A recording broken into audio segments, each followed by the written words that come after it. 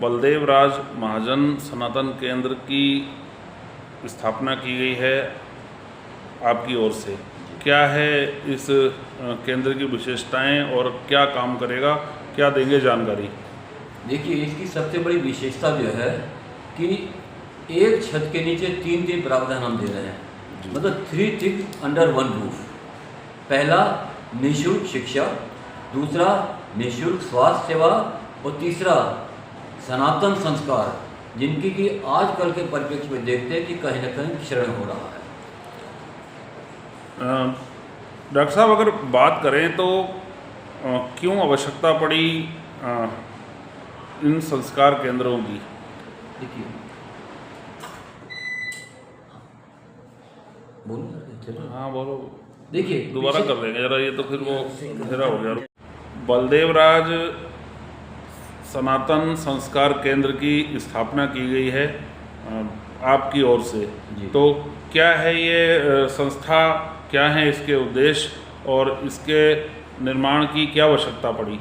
देखिए, इसकी प्रेरणा मुझे अपने स्वर्गीय पिताजी श्री बलदेव राज महाजन जी, जिनका कि इस तराई और गदरपुर के जो विकास हुई, जब ये स्थापना हुई, उसमें अन्य लोगों के साथ साथ उनका अमूल्य योगदान रहा है। उन्होंने आज से लगभग 25 से 26 साल पहले, यानी कि 1997-98 से गदरपुर क्षेत्र में 2 स्कूलों की स्थापना की और वह दोनों स्कूल बुक्सा जनजाति क्षेत्र में आते हैं। और उनका जो मन बदला जब उन्होंने देखा, वो गांव में जाना शुरू किया उन्होंने, तो देखा कि वहाँ पर एक तो शराब की बहुत लत थी वहाँ पर, दूसरी जो बच्चे जो थे उनको ठीक से उनको शिक्षा और संस्कार नहीं मिल पा रहे थे। तो उन्होंने कुछ संघ के अधिकारियों से चर्चा करी, क्योंकि ये शिशु मंदिर थे दोनों, और ये दोनों शिशु मंदिर बहुत जीर्णशीर्ण अवस्था में थे उस समय, जिनमें कि पढ़ाना अध्यापक तो क्या छात्र भी नहीं आ पाते थे।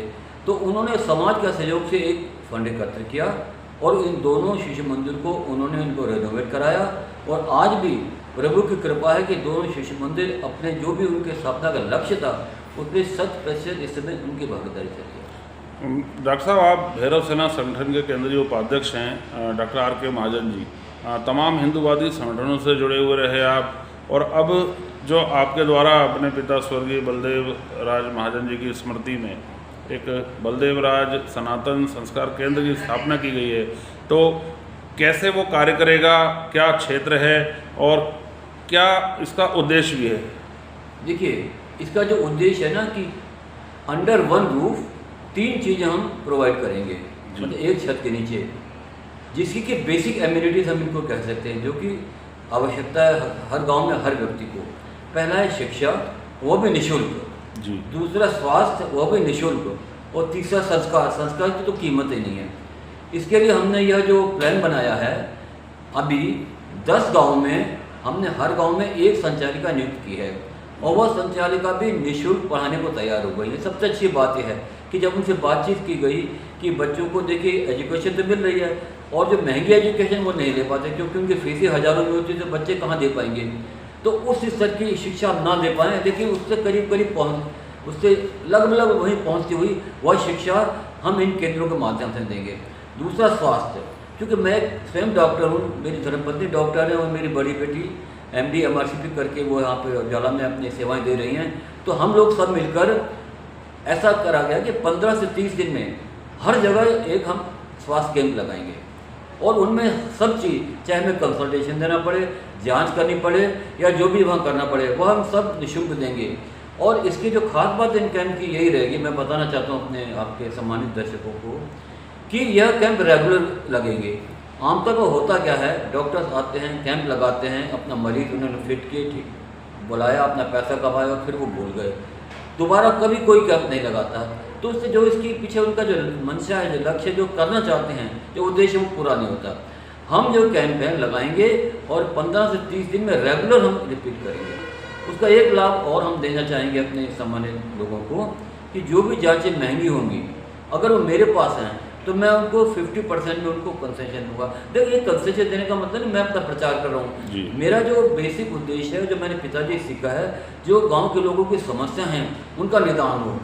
और कम से कम पैसे में अच्छी शिक्षा और अच्छा स्वास्थ्य मिले। यही में हमारा यह उद्देश्य है और इसको लेकर हमने 10 गाँव में 10 संचालिका हमने नियुक्त करती हैं और कृपा इससे रही है कि 10 के 10 गाँव में संचालिकाएँ अच्छी एजुकेटेड पढ़ी लिखी मिली हैं और निःशुल्क काम करने को तैयार हो गई हैं।